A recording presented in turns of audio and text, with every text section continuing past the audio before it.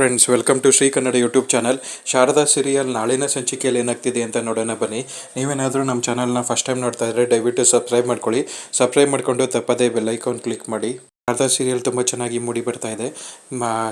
ಸುಮಿತ್ರ ಆರತಿ ತಟ್ಟೆನ ready ಮಾಡ್ಕೊಂಡು ಬರ್ತಾಳೆ. ಸುಮ್ಮನೆ ನಿಂತಿರ್ತಾಳೆ.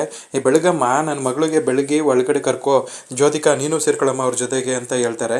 ಇಲ್ಲ ತಾತ, ನಾನು ಅದೆಲ್ಲ ಮಾಡೋದಿಲ್ಲ ಅಂತ ಹೇಳ್ತಾಳೆ. ಹೋಗಮ್ಮ, ಹೆಣ್ಮಕ್ಳಾದವರು ಒಂದಿಬ್ಬರು ಸೇರಿಕೊಂಡು ಆರತಿ ಮಾಡಬೇಕು. ನೀನು ಹೋಗು ಅವ್ರ ಜೊತೆ ಸೇರ್ಕೊ. ನೀನು ಯಾವಾಗ ಇದನ್ನೆಲ್ಲ ಕಲಿಯೋದು? ನೀನು ನಿನ್ನ ಗಂಡನ ಮನೆಗೆ ಹೋದಾಗ ಇದೆಲ್ಲ ಮಾಡಬೇಕಾಗುತ್ತೆ. ಹೋಗು ನೀನು ಅವ್ರ ಜೊತೆ ಸೇರ್ಕೊಂಡು ನೀನು ಮಾಡು ಅಂತ ಹೇಳ್ತಾರೆ. ಆವಾಗ ಅವರಿಬ್ಬರು ಸೇರಿಕೊಂಡು ಅವ್ರಿಗೆಲ್ಲರಿಗೂ ಆರತಿ ಮಾಡ್ತಾರೆ. ಆರತಿ ಮಾಡಾದ್ಮೇಲೆ ಬೊಟ್ಟೆನ ಶಾರದಂಗೆ ಮತ್ತು ಮನೆಯವ್ರು ಎಲ್ಲರಿಗೂ ಸುಮಿತ್ರ ಇಡ್ತಾಳೆ. ಇಟ್ಟಾದ್ಮೇಲೆ ಅದನ್ನ ಕೆಲಸದವ್ರು ಕೊಡ್ತಾರೆ, ಹೋಗಿ ಆಚೆ ಕಡೆ ಚೆಲ್ಬಿಡೋದಕ್ಕೆ. ಶಾರದ ಒಳಗಡೆ ಕಾಲಿಡ್ತಿರ್ಬೇಕಾದ್ರೆ ಸುಮಿತ್ರ ಆಚೆ ಕಡೆ ಕಾಲಿಟ್ಟು ಆಚೆ ಕಡೆಗೆ ಹೋಗ್ತಾಳೆ. ಒಳಗಡೆಗೆ ಬರ್ತಾಳೆ. ಬರ್ತಿದ್ದಂಗೆನೆ ಜ್ಯೋತಿಕನ್ನ ಗುರಾಯಿಸ್ತಾ ಇರ್ತಾಳೆ. ಅವಾಗ ಸುಮಿತ್ರನ್ ಕೋಪ ಬರುತ್ತೆ. ನೀನು ಆಟ ಏನು ನಡೆಯೋದಿಲ್ಲ, ನನ್ನ ಮಗಳು ಜೋನ ಗುರಾಯಿಸ್ಬೇಡ, ನೀನು ಅವಳನ್ನ ಏನು ಮಾಡಬೇಕು ಅಂತ ಅಂದ್ಕೊಂಡಿದ್ಯಾ ಅಂತ ಬೈತಾ ಇರ್ತಾಳೆ. ಇಲ್ಲಮ್ಮ, ನಾನು ಸುಮ್ಮನೆ ಒಳಗಡೆಗೆ ಬಂದಲ್ಲ, ಅವ್ರು ನನ್ನ ನೋಡ್ತಾ ಇದ್ರು, ನಾನು ಅವ್ರನ್ನ ನೋಡಿದೆ ಅಷ್ಟೇ. ನನಗೆ ಅವ್ರ ಮೇಲೆ ಯಾವ ಕೆಟ್ಟ ಭಾವನೆಯೂ ಇಲ್ಲ ಕಣಮ್ಮ ಅಂತ ಹೇಳ್ತಾ ಇರ್ತಾರೆ. ನಿನ್ನ ಆಟ ಎಲ್ಲ ಇನ್ಮೇಲೆ ನಡೆಯೋದಿಲ್ಲ. ಮುಂಚಿನ ಥರ ಎಲ್ಲರ ಹತ್ರ ನೈಸಾಗಿ ಮಾತಾಡ್ಬಿಟ್ಟು ಎಲ್ಲರನ್ನೂ ಬುಟ್ಟಿಗೆ ಹಾಕೋಬೋದು ಅನ್ನೋದನ್ನೆಲ್ಲ ಬಿಟ್ಬಿಡು ಅಂತ ಹೇಳ್ತಿರ್ತಾಳೆ. ಅವಾಗ ಸರಿಯಾಗಿ ಹೇಳಿದ್ರಿ ಮ್ಯಾಮ್, ಇವಳು ಮಾತಿನ ಮೋಡಿಯಲ್ಲಿ ಎಲ್ಲರನ್ನೂ ಬುಟ್ಟಿಗೆ ಹಾಕೊಂಡ್ಬಿಡ್ಬೋದು ಅಂತ ಅಂದ್ಕೊಂಡಿದ್ದಾಳೆ. ನಿನ್ನ ಆಟ ಇನ್ಮೇಲೆ ಇಲ್ಲೆಲ್ಲ ನಡೆಯೋದಿಲ್ಲ ಶಾರದಾ. ನೀನು ಹೆಂಗಿರಬೇಕು, ನೀನು ಕೆಲಸ ಏನಿದ್ರು ಕೆಲಸಕ್ಕೆ ಮಾತ್ರ ಸೀಮಿತ. ಮುಂಚೆ ಹೆಂಗಿದ್ದು ಅದೇ ಥರನೇ ಕೆಲಸ ಮಾಡಿಕೊಂಡು ಮೂಲೆಯಲ್ಲಿ ಒಂದು ಕಡೆ ಬಿದ್ದಿರೋದನ್ನ ಕಲಿಬೇಕು, ಆಯಿತಾ ಹೇಳ್ಬಿಟ್ಟು ಜ್ಯೋತಿಕಾ ಅಲ್ಲಿಂದ ಹೊಂಟೋಗ್ತಾಳೆ. ಸುಮಿತ್ರಂಗೂ ಕೋಪ ಬಂದಿರುತ್ತೆ. ಅವಳು ಕೋಪದಲ್ಲೇ ಗುರಾಯಿಸ್ಬಿಟ್ಟು ಅಲ್ಲಿಂದ ಅವಳು ಹೊಂಟೋಗ್ಬಿಡ್ತಾಳೆ. ಆದರೆ ಶಾರದಾ ಇನ್ನೂ ಹೋಗ್ತಾ ಹೋಗ್ತಾ ಎಲ್ಲ ಸರಿ ಆಗುತ್ತೆ. ನನಗೆ ನನ್ನ ಅಮ್ಮನ ಮನೇಲೇ ಇರೋದಕ್ಕೆ ಒಂದು ಚಾನ್ಸ್ ಸಿಗ್ತಲ್ಲ, ಇನ್ಮೇಲೆ ನಾನು ನಮ್ಮ ಅಮ್ಮಂಗೆ ನಾನು ಯಾರು, ನೀವೇ ನಮ್ಮ ಅಮ್ಮ ಅನ್ನೋದನ್ನು ನಾನು ಅರ್ಥ ಮಾಡಿಸ್ತೀನಿ ಅಂತ ಮನಸ್ಸಲ್ಲಿ ಅನ್ಕೊತಾ ಇರ್ತಾಳೆ. ಇಲ್ಲಿ ಯಾಕೆ ನಿಂತಿದ್ದೀರಾ, ಒಳಗಡೆ ಬನ್ನಿ ಶಾರದಾ ಅವರೇ ಅಂತ ಸಿದ್ದು ಕೈ ಹಿಡ್ದು ಕರ್ಕೊಂಡು ಹೋಗ್ತಾ ಇರ್ತಾನೆ. ಅವರಿಬ್ಬರೂ ಒಳಗಡೆಗೆ ಹೋಗ್ತಾರೆ. ಈ ಜ್ಯೋತಿಕನ್ ರೂಮಿಗೆ ಬರ್ತಾಳೆ.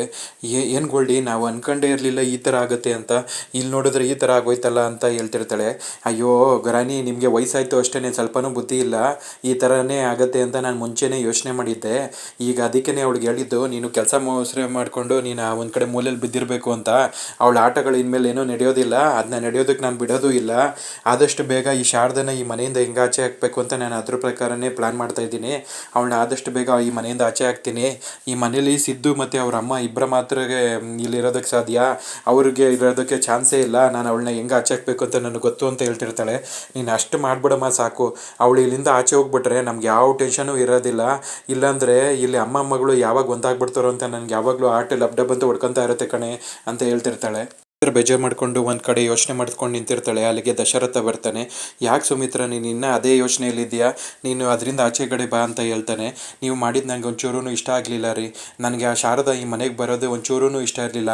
ಅವಳಿಂದ ನಮ್ಮ ಮಗಳು ಮದುವೆ ನಿಂತೋಯ್ತು, ನಮ್ಮ ಮನೇಲಿ ಎಷ್ಟೆಲ್ಲ ಸಮಸ್ಯೆಗಳಾಗಿದೆ, ಆದ್ರೂ ನೀವು ಅವಳನ್ನ ಮನೆಗೆ ಬರೋದಕ್ಕೆ ಹೆಂಗೆ ಒಪ್ಕೊಂಡ್ರಿ ಅಂತ ಹೇಳ್ತಿರ್ತಾರೆ.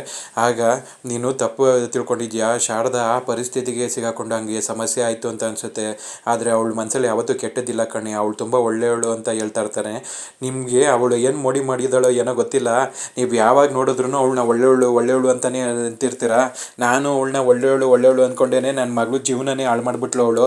ನಾನು ಮಾತ್ರ ನಾನು ಇನ್ನು ಸಾಯೋವರೆಗೂ ಅವಳನ್ನ ಯಾವತ್ತೂ ನಂಬೋದು ಇಲ್ಲ. ನಾನು ಅವಳ ಮುಖನೂ ನೋಡಲ್ಲ, ಅವಳನ್ನ ಮಾತಾಡ್ಸಲ್ಲ ಅಂತ ಹೇಳ್ತಿರ್ತಾಳೆ. ಆಗ ದಶರಥ ಮನಸ್ಸಲ್ಲಿ ಅನ್ಕೊತಾನೆ, ಹೋಗ್ತಾ ಹೋಗ್ತಾ ಎಲ್ಲ ಸರಿ ಹೋಗುತ್ತೆ, ಟೈಮ್ ಅನ್ನೋದು ಇದೆಯಲ್ಲ, ಕಾಲನೇ ಅದಕ್ಕೆಲ್ಲ ಉತ್ತರ ಕೊಡುತ್ತೆ ಬಿಡು ಅಂತ ಹೇಳ್ತಾನೆ. ಅಡುಗೆಯವ್ರನ್ನ ಕರೆದ್ಬಿಟ್ಟು ಇವತ್ತು ಹಬ್ಬದ ಅಡುಗೆ ಮಾಡಿ, ನನ್ನ ಮಗಳು ಎಷ್ಟೋ ದಿವಸ ಆದಮೇಲೆ ನಮ್ಮ ಮನೆಗೆ ಬಂದಿದ್ದಾಳೆ, ಇವತ್ತೆಲ್ಲ ವೆರೈಟಿ ಫುಡ್ನೆಲ್ಲ ರೆಡಿ ಮಾಡಿ ಅಂತ ಹೇಳ್ತಾರೆ. ಆವಾಗ ಸರಿ ಅಂತ ಹೇಳ್ಬಿಟ್ಟು ಅವರು ಅಡುಗೆ ಮಾಡೋದಕ್ಕೆ ಅಂತ ಹೋಗ್ತಾರೆ. ಆವಾಗ ಅವ್ರ ಜೊತೆ ಅಡುಗೆ ಮಾಡೋದಕ್ಕೆ ಶಾರದನೂ ಅಲ್ಲಿಗೆ ಬರ್ತಾಳೆ.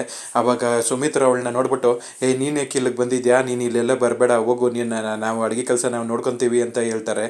ಅಮ್ಮ, ನನಗೆ ಮಾಡೋದಕ್ಕೆ ಬರೋದು ಅಡುಗೆ ಕೆಲಸನೇ ಅಮ್ಮ, ನಾನು ಅಡುಗೆಗೆ ಸಹಾಯ ಮಾಡ್ತೀನಿ ಅಂತ ಹೇಳ್ತಿರ್ತಾಳೆ.